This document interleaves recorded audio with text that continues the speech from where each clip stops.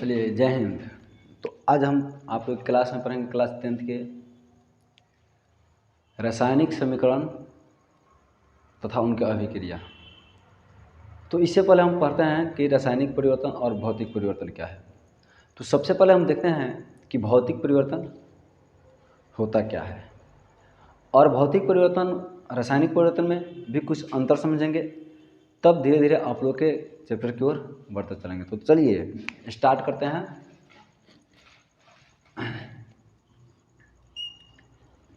पहले तो होगा भौतिक परिवर्तन। भौतिक परिवर्तन, ठीक।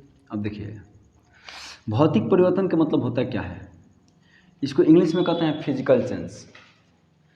इस इंग्लिश में कहते हैं फिजिकल चेंज। फिजिकल चेंज होता क्या है भौतिक। देखिए, तो भौतिक परिवर्तन का मतलब होता है कि किसी भी पदार्थ को उसके अवस्था में परिवर्तन हो जाए, न कि उसके मूल गुण में परिवर्तन होगा। तो इस देखिए, तो हम समझते हैं, जैसे देखिए इसके जो भौतिक परिवर्तन है, तो भौतिक परिवर्तन एक वैसा परिवर्तन होता है जिसमें किसी पदार्थ के सिर्फ केवल आप लोग के उसके आकार में चेंज हो सकता है, न कि उनके मूल गुण में परिवर्तन होगा। ठीक, तो देखिए जैसे मान लीजिए कि कोई मोमबत्ती है, ठीक। तो मोमबत्ती का पिघलना, ठीक, या बर्फ का भी पिघलना, मोमबत्ती का भी पिघलना, तो ये सब आप लोग की होती है भौतिक परिवर्तन। ठीक, भौतिक परिवर्तन देखिए, और भौतिक परिवर्तन जो होता है तो उसमें किसी पदार्थ के गुण में बदलाव होगा और पुनः से हम उस पदार्थ को प्राप्त कर सकते हैं, पहले पदार्थ को प्राप्त कर सकते हैं। जैसे देखिए आप लोग, जो बर्फ़ होता है, बर्फ़, तो बर्फ़ पिघलेगा तो द्रव में चला जाएगा, लेकिन जैसे ही इसको फिर से ठंडा करेंगे तो अब फिर पुनः बर्फ़ की प्राप्ति हो जाएगा। जैसे जल को देखिए, जल वाष्प में चेंज होगा, लेकिन पुनः वाष्प से जल को प्राप्त कर सकते हैं। तो इस प्रकार के बदलाव को कहते हैं भौतिक परिवर्तन, और इस प्रक्रिया को कहते हैं उत्क्रमणीय। उत्क्रमणीय का मतलब होता है कि वैसी क्रियाएं जो दोनों दिशाओं में चलती है, उसे कहते हैं उत्क्रमणीय। उत्क्रमणीय का मतलब होता है कि कोई भी चेंजिंग हो तो दोनों ओर चले। जैसे देखिए यहाँ पे बर्फ से द्रव हो रहा है, लेकिन फिर द्रव से हम बर्फ को प्राप्त कर सकते हैं। जल से वाष्प में चेंज हुआ तो फिर हम वाष्प को जल में जल प्राप्त कर सकते हैं। तो यह सब आप लोग का परिवर्तन भौतिक परिवर्तन होता है। ठीक, और भौतिक परिवर्तन जिस क्रिया में होती है उसे कहते हैं उत्क्रमणीय। उत्क्रमणीय का मतलब होता है कि वैसा क्रियाएं जो दोनों दिशाओं में चलती है। ठीक, आज जैसे मान लीजिए कि यह हमारा मार्कर है, ठीक, तो मार्कर को काट रहे हैं तो इसके खाली आकार में बदलाव हुआ, तो इस प्रकार आप लोग भौतिक परिवर्तन हुआ। अब देखते हैं रासायनिक परिवर्तन। रासायनिक परिवर्तन में आप लोग का होता है रासायनिक परिवर्तन। रासायनिक परिवर्तन को कहते हैं केमिकली चेंज। इसमें होगा कि हम जब किसी पदार्थ को, इसमें देखिए, जब हम किसी पदार्थ को उसके अवस्थाओं में चेंज करते हैं तो उससे एक नए पदार्थ का निर्माण होता है। वैसा परिवर्तन जिसमें किसी पदार्थ से ऐसे नए पदार्थ की प्राप्ति होती है, अर्थात उसके मूल गुण दोनों में बदलाव हो जाता है, उस प्रकार के चेंज को कहते हैं रासायनिक परिवर्तन। जैसे मैं आप लोग को बता रहे हैं, देखिएगा, मान लीजिए कि हाइड्रोजन है, अब यहाँ O2 है तो यह बन जाएगा H2O। ठीक, इसके बाद जैसे मैग्नीशियम को जलाएंगे वायु की उपस्थिति में तो यह बन जाएगा MgO, यहाँ 2। ठीक, अब रासायनिक ये परिवर्तन हुआ। तो वैसा परिवर्तन जिसमें किसी पदार्थ के मूल गुण में परिवर्तन हो जाता है, मूल गुण में परिवर्तन होगा तो उसे कहते हैं रासायनिक परिवर्तन। ठीक, अब रासायनिक परिवर्तन जो होगा तो उसमें एक नए पदार्थ का निर्माण होगा और वह नए पदार्थ को पुनः से प्राप्त नहीं कर सकते हैं, उस नए पदार्थ को पुनः से प्राप्त नहीं कर सकते हैं। और इस प्रकार की जो क्रियाएं चलती है उसे कहते हैं अनुत्कर्मणीय। अनुत्कर्मणीय अनुत्कर्मणीय अनुत्कर्मणीय एक वैसा क्रियाएं हैं जो एक ही दिशा में चलती है, अर्थात इस प्रकार की क्रियाएं में हम पुनः से पुराने वाले पदार्थ को प्राप्त नहीं कर सकते हैं। तो यह आप लोग के रासायनिक परिवर्तन हुआ, रासायनिक परिवर्तन और भौतिक परिवर्तन। तो देखिए दोनों में अंतर देख लीजिए थोड़ा क्या होगा, इसमें और उसमें दोनों में आप लोग के अंतर भी लिखवा देते हैं।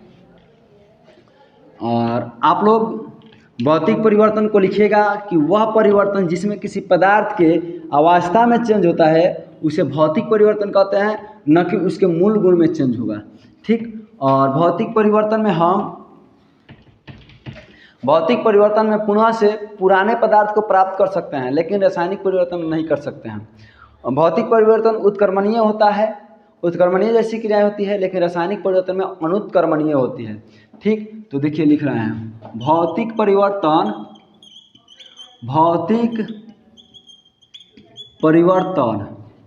और यहाँ होगा रासायनिक परिवर्तन। रासायनिक परिवर्तन देखिए भौतिक परिवर्तन इसमें खाली किसी पदार्थ के अवस्था में चेंज होता है, किसी पदार्थ के अवस्था में परिवर्तन होगा, लेकिन इसमें किसी पदार्थ के मूल गुण में चेंज होगा, मूल गुण में बदलाव होगा। ठीक।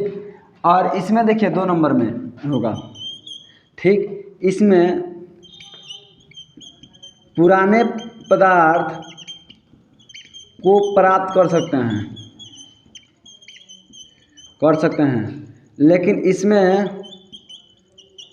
पुराने पदार्थ को नहीं प्राप्त करते हैं। ठीक। अब देखिए यह दोनों दिशाओं में काम करती है, यह दोनों दिशाओं में चलती है, लेकिन यह सिर्फ एक दिशा में चलती है, एक दिशा में चलती है। यह दोनों दिशाओं में चलती है, इसलिए इसे कहते हैं उत्कर्मणीय क्रिया। लेकिन यह दोनों दिशाओं में चलती है, इसलिए इसे कहते हैं अनुत्कर्मणीय। ठीक। यह आप लोग का अंतर रहा। ठीक। देखिए फिर से भौतिक परिवर्तन में इसमें किसी पदार्थ की अवस्था में परिवर्तन होता है, इसमें पुराने पदार्थ को प्राप्त कर सकते हैं, यह दोनों दिशा में चलती है, इसलिए इसे उत्कर्मणीय क्रिया कहते हैं। यह रासायनिक परिवर्तन में देखिए किसी पदार्थ के मूल गुण में बदलाव होता है, पुराने पदार्थ को प्राप्त नहीं किया जा सकता है, यह एक ही दिशा में चलती है, इसलिए इसे अनुत्कर्मणीय कहते हैं। इसी परिवर्तन को हम रासायनिक अभिक्रिया कहते हैं। इसी परिवर्तन को हम रासायनिक अभिक्रिया कहते हैं। ठीक। अब देखिए आप लोग के रासायनिक अभिक्रिया में होगा कि वैसा अभिक्रिया जिसमें किसी पदार्थ के मूल गुण में बदलाव होता है। तो सबसे पहले हम पढ़ते हैं इसमें आप लोग को रासायनिक अभिक्रिया। ठीक। रासायनिक अभिक्रिया में क्या क्या हो सकती है देखिए, तो पहलिका की अवस्था में परिवर्तन होगा, दूसरा रंग में परिवर्तन होगा, और तीसरा उसके तापीय में परिवर्तन होता है। ठीक। तो देखिए पहला रंग में बदलाव। तो देखिए रंग में बदलाव क्यों होगा कि जैसे किसी विलयन में पहला पढ़ते हैं रंग में बदलाव। देखिए 1 नंबर रासायनिक परिवर्तन को पहचानने के लिए 1 नंबर आप लोग का होता है रंग में बदलाव। तो रंग में बदलाव करने का मतलब होता है कि एक विलयन है, वह विलयन जैसे मान लीजिए कि आप लोग को सबसे इस विलयन में CuSO4 है, जिसको कहते हैं कॉपर सल्फेट है। क्या कहते हैं? CuSO4 कॉपर सल्फेट विलयन है। कॉपर सल्फेट विलयन। अब इसमें जैसे ही हम जेडन जिंक डालते हैं तो इसके परिवर्तन, इसके रंग में परिवर्तन हो जाता है। अब किस प्रकार से परिवर्तन होगा तो देखिए परिवर्तन होता है। तो जो CuSO4 होता है, जो आप लोग के लिए CuSO4 होता है और इधर आप लोग का Zn होगा, ठीक। तो Zn आप लोग का इस विलयन में, Zn इस विलयन में डालेंगे तो कॉपर को विस्थापित करेगा, क्योंकि कॉपर से अधिक क्रियाशील आपका Zn है। कॉपर से अधिक क्रियाशील आप लोग का Zn है, ठीक। तो यह इसके रंग में परिवर्तन करेगा और बनाएगा ZnSO4 इंटू मतलब प्लस आप लोग का Cu को विस्थापित करता है। उसके बाद से आता है, और इस प्रकार की अभिक्रिया को हम विस्थापन अभिक्रिया कहते हैं। तो एक तो हुआ आप लोग का रंग में परिवर्तन, दूसरा होगा ताप में परिवर्तन, जिसको ऊष्मा भी कहीं कहीं लिख देता है, ऊष्मा में परिवर्तन। तीसरा होगा उसके अवस्था में परिवर्तन, अवस्था में परिवर्तन, ठीक। तो यह आप लोग का 3 परिवर्तन से हम पकड़ते हैं कि वह आप लोग के रासायनिक परिवर्तन है कि भौतिक परिवर्तन है, ठीक।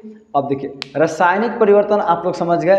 रासायनिक परिवर्तन में होता है कि रासायनिक परिवर्तन का कुछ प्रकार भी होता है, ठीक। तो इस प्रकार को धीरे धीरे हम पढ़ते हैं और आगे देखते हैं, ठीक।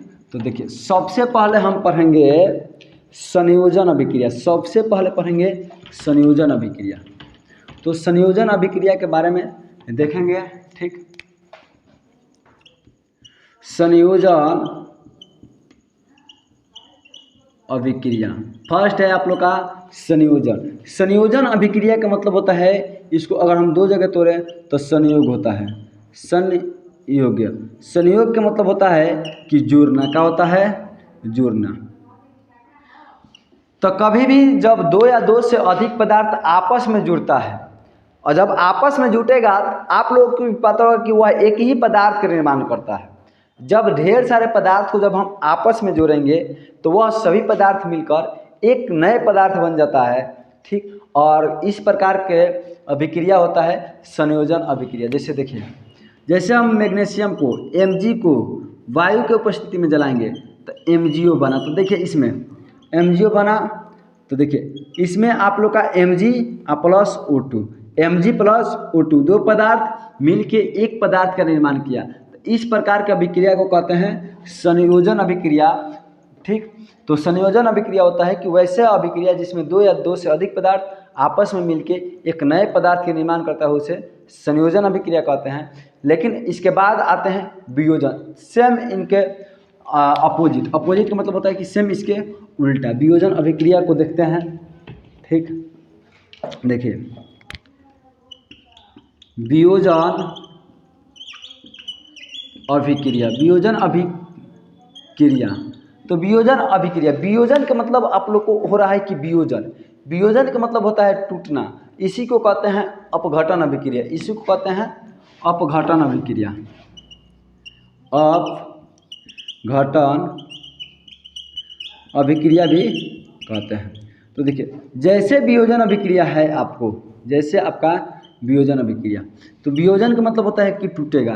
तो टूटेगा तो 2 या 2 से पदार्थ थोड़ी ना टूटेगा, वह एक अकेले पदार्थ होगा। और टूटेगा तो वह टूटने के पश्चात बहुत सारे भागों में बिखर जाता है, ठीक। तो इस प्रकार के आप लोग का जो अभिक्रिया होता है तो उसे कहते हैं वियोजन अभिक्रिया। वियोजन अभिक्रिया का मतलब होता है कि वैसा पदार्थ जिसमें एक बड़े, वैसा अभिक्रिया जिसमें एक बड़े पदार्थ टूटकर 2 या 2 से अधिक पदार्थ के निर्माण कर देता है, तो उसे कहते हैं वियोजन अभिक्रिया। जैसे में देखिए आप लोग को हम दिखा रहे हैं, जैसे हम CuSO4 को तोड़ रहे हैं, कॉपर सल्फेट को तोड़ेंगे तो आपको ही टूटेगा कॉपर सल्फेट प्लस H2SO4 में, ठीक। तो अब किसी पदार्थ को तोड़ने के लिए हमें या तो ऊष्मा की ज़रूरत होती है या ताप के पड़ेगा, नहीं तो प्रकाश के होगा, ठीक। तो इस प्रकार से आप लोग का वियोजन अभिक्रिया को 3 भाग में बांट दिया गया है। कितने भाग? 3 भाग। इस प्रकार के आप लोग का अभिक्रिया को 3 में, एगो देखिए, एगो ताप तापीय वियोजन अभिक्रिया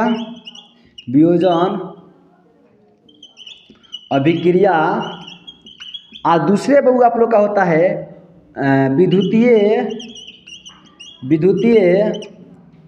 वियोजन अभिक्रिया।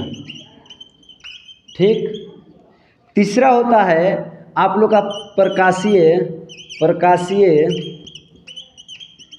वियोजन अभिक्रिया। ठीक। तो तापीय वियोजन अभिक्रिया का मतलब होता है कि वह अभिक्रिया जिसके तोड़ने के लिए हमें ताप की जरूरत होती है, तो उसे कहते हैं तापीय वियोजन अभिक्रिया। उस प्रकार के अभिक्रिया जिसमें किसी बड़े पदार्थ को तोड़ने के लिए हमें ताप के यानी ऊष्मा की आवश्यकता होती है, तो इस प्रकार के अभिक्रिया को कहते हैं तापीय ऊर्जा। अब देखिए 2 नंबर में आप लोग का होगा कि वह अभिक्रिया जिसमें किसी पदार्थ को तोड़ने के लिए हमें विद्युत की आवश्यकता होती है, तो उसे कहते हैं विद्युतीय वियोजन अभिक्रिया। और प्रकाशीय वियोजन अभिक्रिया वह ऐसी अभिक्रियाएं जिसमें किसी पदार्थ को तोड़ने के लिए हमें ऊष्मा की प्रकाश की आवश्यकता होती है। वैसी अभिक्रिया जिसमें किसी पदार्थ को तोड़ने के लिए हमें प्रकाश की आवश्यकता होती है, तो उस प्रकार का अभिक्रिया को कहते हैं प्रकाशीय अभिक्रिया। तो आप लोग को समझ में आया है, और इसके आगे कल पढ़ेंगे। आज के लिए इतना ही।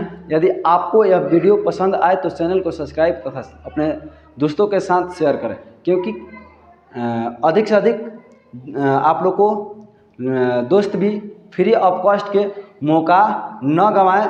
और बेस्ट तरीक़ा से इतना ही। जय हिंद।